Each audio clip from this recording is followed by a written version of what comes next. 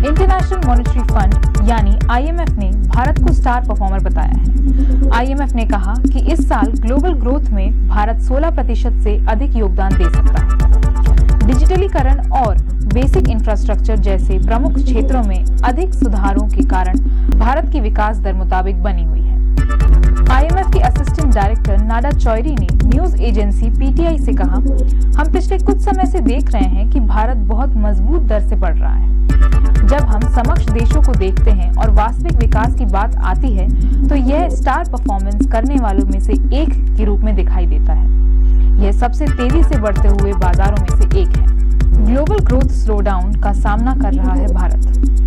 IMF ने सोमवार को भारत के साथ अपना सालाना आर्टिकल 4 परामर्श जारी करते हुए कहा, भारत इस साल दुनिया की सबसे तेजी से बढ़ती प्रमुख अर्थव्यवस्थाओं में से एक बनने की राह पर है। हालांकि नाडा चौधरी ने कहा कि भारत को ग्लोबल ग्रोथ स्लोडाउन सहित ग्लोबल एडवर्सिटीज का सामना करना पड़ रहा है।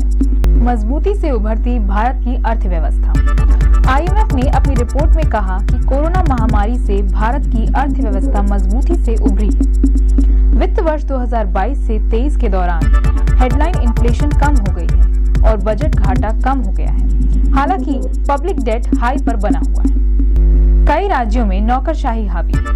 एक सवाल का जवाब देते हुए चौधरी ने कहा कि निवेश और विकास के लिए राजनीतिक स्थिरता महत्वपूर्ण है। कारोबारी माहौल को बढ़ावा देने के लिए सरकार ने कई कदम उठाए हैं, लेकिन कई राज्यों में अभी भी बहुत नौकरशाही और बहुत अधिक लाल फीताशाही है। वहीं IMF ने कहा कि यदि व्यापक सुधार किए जाते हैं तो भारत में एक्स्ट्रा लेबर और ह्यूमन कैपिटल की मदद से हाई ग्रोथ एक्सपीरियंस करने की कैपेसिटी है। वित्त वर्ष 2024 में भारत की GDP में 6.3% की ग्रोथ का अनुमान। 2 महीने पहले 10 अक्टूबर को IMF ने फाइनेंशियल ईयर 2024 के लिए भारत की GDP ग्रोथ रेट का अनुमान 6.1% से बढ़ाकर 6.3% कर दिया था। अक्टूबर 2023 की वर्ल्ड इकोनॉमिक आउटलुक रिपोर्ट में IMF ने इस बात की जानकारी दी थी। इससे पहले जून में भी भारत की GDP ग्रोथ रेट का अनुमान 0.2% बढ़ाकर 6.1% किया था। फाइनेंशियल ईयर 2025 के लिए IMF ने भारत की GDP ग्रोथ रेट का अनुमान 6.3% पर बढ़ाकर रखा था। फाइनेंशियल ईयर 2025 के लिए IMF ने भारत की GDP ग्रोथ रेट का अनुमान 6.3% पर बरकरार रखा था। IMF ने रिपोर्ट में कहा था कि भारत की ग्रोथ मजबूत बनी रहेगी। ग्रोथ में ये तेजी अप्रैल-जून के दौरान अनुमान से ज्यादा खपत को दर्शाता है। वहीं IMF ने ग्लोबल ग्रोथ रेट के अनुमानों को कटौती दी थी। ब्रिटिश सरकार की ओर से सरकार के संवितरण को पूरा करने के लिए युद्ध वित्त की एक नई विशेषता ट्रेजरी बिल की शुरुआत थी, जिसे पहली बार 1917 में पेश किया गया था। युद्ध के बाद की अवधि में घाटे के वित्त पोषण के लिए उनका फिर से उपयोग किया गया, जब पुराने बिलों का भुगतान नए बिल जारी करके किया गया। भारतीय मुद्रा बाजार के छोटेपन के बारे में मिथक को भी तोड़ दिया। यह साबित करने के लिए युद्ध के बाद की अवधि युद्ध ने भारतीय मुद्रा बाजार के छोटेपन के बारे में मिथक को भी तोड़ दिया। यह साबित करने के लिए युद्ध के बाद की अवधि पर छोड़ दिया गया कि यह बहुत कम आंका गया था। सरकार रुपये की अभूतपूर्व राशि को जुटाने में सक्षम थी। 1917 में 53 करोड़ रुपए और 1918 में 97 करोड़ रुपए। इतना ही नहीं, अच्छे विज्ञापन और सरकारी कोषागारों और उप कोषागारों के रूप में बढ़ी हुई सुविधाओं के प्रावधान के कारण निवेशकों की संख्या में वृद्धि एक अधिक स्वागत योग्य घटना थी। युद्ध की तीव्र जरूरतों के कारण उत्पादक सार्वजनिक कार्यों पर पूंजीगत व्यय को काफी झटका लगा। हालांकि जब युद्ध समाप्त हो गया तो सरकार ने सार्वजनिक कार्यक्रम पर भारी पूंजी व्यय कर अपनी नीति को नवीनीकृत किया। 1922 से 5 वर्षों में रेलवे पर 150 करोड़ रुपए का व्यय हुआ। परिणाम स्वरूप उत्पादक ऋण में वृद्धि हुई। रेलवे के निर्माण, पुरानी लाइनों की खरीद और कुछ कंपनियों की देनदारियों के अनुमान के कारण एक दशक में भीतर 300 करोड़ रुपए। द्वितीय विश्व युद्ध के दौरान सार्वजनिक उधार का उद्देश्य युद्ध का वित्त पोषण करना, मुद्रास्फीति को नियंत्रित करना और युद्ध समाप्त होने के बाद वसूली का वित्त पोषण करना था। उपभोग और निवेश दोनों पर नियंत्रण लगाया गया और धन स्वाभाविक रूप से सरकारी प्रतिभूतियों में प्रभावित होने लगा। उपभोग और निवेश दोनों पर नियंत्रण लगाया गया और धन स्वाभाविक रूप से सरकारी प्रतिभूतियों में प्रभावित होने लगा। सरकार भारी ऋण जुटाने में सक्षम थी, जैसा कि इस तथ्य में देखा जा सकता है कि सरकार की ब्याज वहन देनदारियां रुपए से बढ़ गई। 1939 से 40 में 1204 करोड़ रुपए, 1945 से 46 में 2308 करोड़ रुपए। भारत के सार्वजनिक ऋण से यह वृद्धि हालांकि पूर्ण रूप से बढ़ी थी, फिर भी अन्य देशों की तुलना में ये छोटी थी। मार्च 1943 तक संयुक्त राज्य अमेरिका में सार्वजनिक ऋण 3 गुना तक गया। ब्रिटेन में फरवरी 1943 तक यह 2 गुनी हो गई, जबकि जर्मनी में दिसंबर 1942 तक यह 4 गुना से भी अधिक बढ़ गई। आश्चर्य की बात यह नहीं है कि भारत के सार्वजनिक ऋण में इतनी कम वृद्धि हुई थी, बल्कि यह है कि भारत इतना भी बढ़ाने में सक्षम था। शुरुआत में कड़े राजनीतिक विरोध का सामना करने वाली एक गैर प्रतिनिधि विदेशी सरकार द्वारा ऋण जारी किए गए थे। दूसरे, ऋण अलोकप्रिय और अनुत्पादक युद्ध उद्देश्यों के लिए थे। तीसरा, प्रस्तावित ब्याज दर बहुत अधिक नहीं थी। अंततः कोई विशेष अपील नहीं की गई या संभव नहीं थी। इन सभी बाधाओं के बावजूद सरकारी फ्लोटेशन के प्रति बाजार की प्रतिक्रिया बहुत अच्छी थी।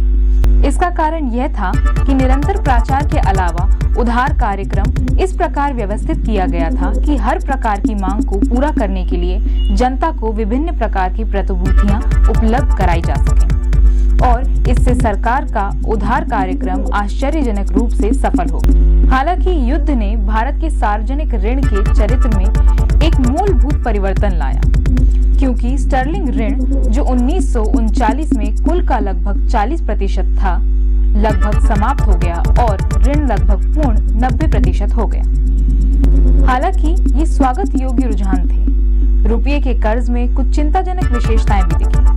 पहले उदाहरण में छोटे व्यक्तियों से उधार लेना विफल हो गया और डाकघर बचत बैंकों की जमा राशि के साथ साथ नगद प्रमाण पत्रों में भी पूर्ण और उपेक्षाकृत दोनों तरह से गिरावट आई। दूसरे, अल्पकालिक उधार पर अनुचित निर्भरता थी, जिसके कारण लंबी अवधि वाले बॉन्ड्स के अनुपात में गिरावट आई। विश्व युद्ध की समाप्ति के बाद के वर्षों में मौजूदा आर्थिक स्थितियों, राजनीतिक अनिश्चितता, एक सुसंगत ऋण नीति की कमी और सबसे ऊपर बढ़ती मुद्रास्फीति के कारण सरकार के उधार कार्यक्रम को अधिक प्रतिक्रिया नहीं मिली। मुद्रास्फीति ने धन को रियल एस्टेट, सोना और चांदी, व्यापार और सट्टा चैनलों में बदल दिया। इसलिए 1945 से 47 के दौरान वास्तविक संग्रह अपेक्षाकृत छोटा था। मार्च 1947 में भारत का सार्वजनिक ऋण रुपए 2331.98 करोड़ हो गया। देश के विभाजन के समय भारत और पाकिस्तान सरकार के बीच एक वित्तीय समझौता हुआ था। इस समझौते के तहत भारत ने अविभाजित भारत की सभी देनदारियों को संभालने और पूरे ऋण पर मूलधन के साथ साथ ब्याज का भुगतान करने का वचन दिया, जबकि पाकिस्तान सरकार को ऋण का अपना हिस्सा अनुमानित रूप से मिला। 1952 से शुरू होकर 50 वार्षिक और समान किस्तों में भारत सरकार को 300 करोड़ रुपए। पाकिस्तान ने कभी अपना हिस्सा नहीं चुकाया। इस प्रकार स्वतंत्रता के साथ भारत को अंग्रेजों से भारी कर्ज विरासत में मिला, जिसने आयकरदाताओं पर अतिरिक्त बोझ डाल दिया। ऋण का स्वामित्व। भारतीय ऋण में भारत में लिया गया रुपया ऋण और इंग्लैंड में लिया गया स्टर्लिंग ऋण शामिल था। विद्रोह तक स्टर्लिंग ऋण छोटा था, लेकिन उसके बाद यह तेजी से बढ़ने लगा। 1850 में इसकी राशि रुपए 4 करोड़ रुपए से थोड़ी कम थी। 1860 तक विद्रोह के खर्चों को जोड़ दिया गया और यह बढ़कर रुपए 28.4 करोड़ रुपए हो गई। 1880 तक यह बढ़कर 71.4 करोड़ रुपए हो गई और 1913 में इससे भी ज्यादा अधिक बढ़कर लगभग रुपए 266 करोड़ रुपए हो गई। कुल के अनुपात के रूप में स्टर्लिंग ऋण 1879 में 37%, 1881 में 43%, 1901 में 60% और 1913 में 65% हो गई। 1939 में इसकी राशि रुपए 448 करोड़ रुपए हो गई, यानी कुल का लगभग 40%। यह द्वितीय विश्व युद्ध के दौरान था। विशेष रूप से अनुकूल परिस्थितियों के परिणाम स्वरूप स्टर्लिंग ऋण का एक बड़ा हिस्सा वापस कर दिया गया था और ऋण बड़े पैमानों पर रुपये का ऋण बन गया था। यह ध्यान देने के योग्य है कि संपूर्ण स्टर्लिंग ऋण यूरोपीय लोगों द्वारा विदेशों में रखा गया था और इस ऋण पर ब्याज शुल्क देश के बाहर चला गया था और गृह शुल्क में एक महत्वपूर्ण वस्तु बन गया। रुपये के कर्ज का भी केवल एक छोटा प्रतिशत भारतीयों के पास था, जो 1847 में केवल 36% था, 1861 में 34%, 1880 में 22% और 1913 में 47% था। रुपये के कर्ज का यह हिस्सा जो उनके हाथों में था, वास्तव में यूरोपीय लोगों को लंदन स्थानांतरित कर दिया गया था। इसलिए ऋण के हिस्से पर ब्याज का भुगतान भारत से लिया गया। इसलिए ज्ञानचंद सभी ऋणों, रुपये या स्टर्लिंग को वर्गीकृत करते हैं, चाहे वे भारत में हो या इंग्लैंड में।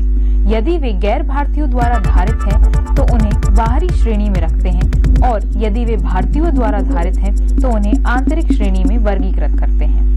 इस मानक के आधार पर भारतीय ऋण का एक बड़ा हिस्सा हाल तक बाहरी और उस पर ब्याज शुल्क देश के संसाधनों को बर्बाद कर रहा है। यह देखना आश्चर्यजनक है कि एक ओर सरकार ने साल दर साल शिकायत की कि विनिमय में धीरे धीरे गिरावट से स्टर्लिंग भुगतान के बोझ को बढ़ाकर उनकी सभी गणनाओं को बिगाड़ दिया और इस तरह से उन्हें घाटे में डाल दिया। दूसरी ओर इसने इंग्लैंड में बड़े पैमाने पर उधार लेने की प्रथा के कारण उन स्टर्लिंग भुगतानों को बढ़ा दिया। ऐसी नीति का इस आधार पर बचाव करने की मांग की गई थी कि पहला, इंग्लैंड में ब्याज दरें भारत की तुलना में कम थी और इसलिए इंग्लैंड में उधार लेना सस्ता था। दूसरा यह कि वो भारतीय मुद्रा बाजार सरकार की आवश्यकताओं को पूरा करने के लिए बहुत छोटा था। बारीकी से जांच करने पर यह बचाव खंडित हो जाता है। हालांकि यह सच है कि इंग्लैंड में ब्याज दरें कम थीं, लेकिन वे इतनी कम नहीं थीं कि विदेशी मुद्रा में ब्याज शुल्क का भुगतान करने के बड़े नुकसान की भरपाई की जा सके, जिसमें विनिमय में भारी नुकसान होता था और वित्तीय गणना में बड़ी अनिश्चितता पैदा हो जाती थी। भले ही अधिक महत्वपूर्ण राजनीतिक विचार को एक तरफ रख दिया जाए, इंग्लैंड में कम दर के लाभ की तुलना में नुकसान अधिक थे। दूसरे बिंदु के संबंध में भारतीय मुद्रा बाजार की छोटिता के बारे में मिथक प्रथम विश्व युद्ध के दौरान उड़ा दिया गया था, जब सरकार भारत के भीतर बड़े ऋण जुटाने में सक्षम थी। सच तो यह है कि औद्योगिक क्रांति के परिणाम स्वरूप इंग्लैंड में जमा हुई धनराशि उपयोग की प्रतीक्षा कर रही थी और भारत सरकार अपने कर्तव्य के प्रति ईमानदार थी, उसे अपकृत करने में विफल नहीं हुई। ऋण का वर्गीकरण। यह ध्यान दिया जा सकता है कि ईस्ट इंडिया कंपनी से विरासत में मिला ऋण पूरी तरह से अनुत्पादक था, जो इसके द्वारा छेड़े गए कई युद्धों के वित्त पोषण के लिए खर्च किया गया था। 1867 से जब रेलवे और सिंचाई जैसे सार्वजनिक कार्य शुरू किए गए थे, सामान्य या अनुत्पादक ऋण से अलग उत्पादक की मात्रा में लगातार वृद्धि हुई थी।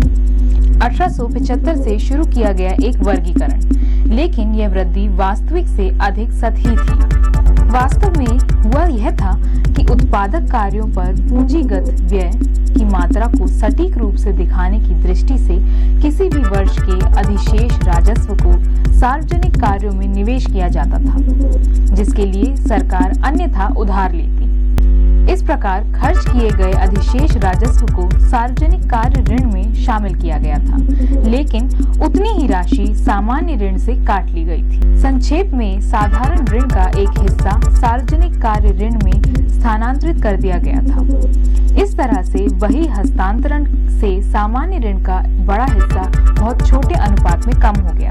इसे इस तरह से देखा जा सकता है कि जब उत्पादक ऋण रुपये से बढ़ गया, 1875 में 20.4 करोड़ रुपए, 1815 में 415 करोड़ रुपए।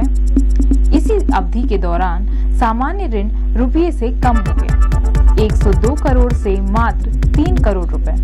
हालांकि युद्ध और युद्ध के बाद की अवधि में इसमें फिर से वृद्धि हुई। पुस्तक हस्तांतरीकरण की इस नीति ने सरकार की ओर से फिजूल खर्ची को बढ़ावा दिया। वकील के अनुसार इसने कराधान के उच्च स्तर को बनाए रखने और अधिशेष का उत्पादन करने के लिए एक मजबूत प्रोत्साहन प्रदान किया, जिसके साथ सरकार एक तरफ समृद्धि का दावा कर सकती थी और दूसरी तरफ सार्वजनिक कार्यों पर बिना ओडीएम के खर्च कर सकती थी। बजट अधिशेष के अस्तित्व से करों में छूट या कटौती होनी चाहिए थी। इसके बजाय यह अतिरिक्त पूंजीगत व्यय का आधार बन गया। यह भी कोई सार्थक बात नहीं थी कि भारत का उत्पादक ऋण उस अर्थ में उत्पादक नहीं था जिस अर्थ में एक व्यापारी उसे समझता था। 1900 से पहले भारतीय रेलवे घाटे में चल रही थी और इसलिए तथाकथित उत्पादक ऋण राज्य पर उतना ही बोझ था जितना कि सामान्य ऋण। इसके अलावा भारत के कुछ हिस्सों में, विशेषकर सीमांत क्षेत्रों में रेलवे विकास का कोई व्यवस्थित उद्देश्य नहीं था। वे निश्चित रूप से किसी फाइनेंसर या निवेशक के लिए अनुत्पादक थे। यहाँ तक कि जब रेलवे ने लाभ कमाना शुरू किया तब भी उन्हें पूरी तरह से वाणिज्यिक लाइनों पर नहीं चलाया गया था और यह गणना मुश्किल था कि वे अपनी पूंजी की लागत को किस हद तक पूरा कर रहे थे। इसलिए सामान्य ऋण में गिरावट के कारण करदाता को मिलने वाली स्पष्ट राहत अव्यवस्थित थी। कर्ज का बोझ। भारत के सार्वजनिक ऋण के बोझ का आकलन करते समय दो बातें प्रमुखता से सामने आती हैं। सबसे पहले, इस ऋण का एक बड़ा हिस्सा, जैसा कि नारोजी बताते हैं, प्रकृति में राजनीतिक और चरित्र में बेकार, आवश्यक और अनुत्पादक था, जो साम्राज्य निर्माण के लिए खर्च किया गया था। इसके बाद में भारत को कोई आर्थिक समक्ष नहीं मिला। यह ऋण उस पर ब्याज शुल्क के साथ भारत के राजस्व पर एक बड़ा भार था। हालांकि रेलवे और सिंचाई कार्यों के लिए ऋण पर ब्याज भुगतान और दुकानों के लिए भुगतान को श्रद्धांजलि या ड्रेन के रूप में वर्णित नहीं किया जा सकता है। ये भुगतान वास्तव में उस प्रकार के विदेशी व्यय का प्रतिनिधित्व करते हैं जो किसी भी विकासशील देश को आर्थिक विकास के शुरुआती चरणों में करना पड़ता है। वास्तविक रूप में गणना करने पर 1948 से 49 की कीमतों पर प्रति व्यक्ति सार्वजनिक ऋण रुपये से बढ़ गया। 1872 में 38.46 रुपए, 1938 से 47 में 110.28 रुपए, 286% की वृद्धि। प्रोफेसर पी दत्त इस तथ्य को ध्यान में रखते हुए ज्यादा बोझ नहीं मानते, क्योंकि इस ऋण का एक बड़ा हिस्सा ब्याज वाली संपत्तियों द्वारा समर्थित था। हालांकि अगर यह याद किया जाए कि ऋण सेवा 1872 से 80 में कर राजस्व का 17.5% मौजूदा कीमतों पर और 1838 से 47 में 25.8% थी, और वह भी तब जब ऋण का बड़ा हिस्सा अनुत्पादक था और विदेशियों के पास था। इस कर्ज का भारी और बढ़ता हुआ बोझ स्पष्ट हो जाता है। दूसरे, भारतीय ऋण का एक बड़ा हिस्सा रुपया और स्टर्लिंग उत्पादक और साधारण विदेशियों के पास था। ऋण के इस हिस्से पर लंदन में देय ब्याज शुल्क वित्तीय अस्थिरता लाने के अलावा भारत के संस्थानों पर बोझ था, और ये कोई छोटा बोझ नहीं था।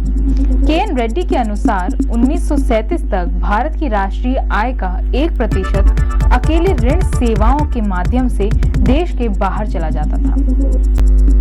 ऋण प्रबंधन।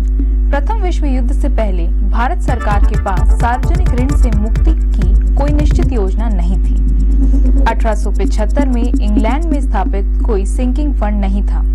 हालांकि 1758 में लॉर्ड वेलेस्ली द्वारा प्रयोगात्मक आधार पर इस तरह के फंड की कोशिश की गई थी। हालांकि रेलवे और सिंचाई पर पूंजीगत व्यय के लिए राजस्व अधिशेष का उपयोग करके या रेलवे वार्षिकी का भुगतान करके ऋण को कम करने का प्रयास किया गया था। कर्ज कम करने की योजनाएं अधिक से अधिक अव्यवस्थित थी और किसी व्यवस्थित नीति पर आधारित नहीं थी। 1917 के ऋण युद्ध के संबंध में भारत में पहली बार एक सिंकिंग फंड बनाया गया था। तब यह निर्णय लिया गया था कि हर साल ऋण की राशि के 1.5% के बराबर राशि अलग रखी जाए, जिसमें ऋण की प्रतिभूतियां खरीदी गईं और रद्द कर दी गईं।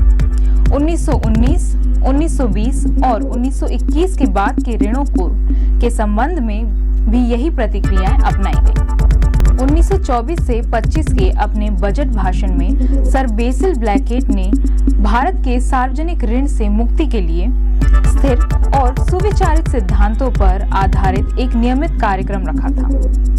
योजना के सिद्धांत को परिभाषित करने में उन्होंने सुझाव दिया कि सबसे अच्छा तरीका यह है कि ऋण का कुल योग लिया जाए, इसके विरुद्ध रखी गई पूंजीगत संपत्तियों की जांच की जाए और उचित अवधि तय की जाए, जिसके भीतर प्रत्येक श्रेणी के ऋण को समाप्त किया जाना है। इस सिद्धांत के आधार पर वित्त मंत्री ने एक योजना की घोषणा की, जिसके तहत सरकार को रुपये की राशि प्रदान करनी थी।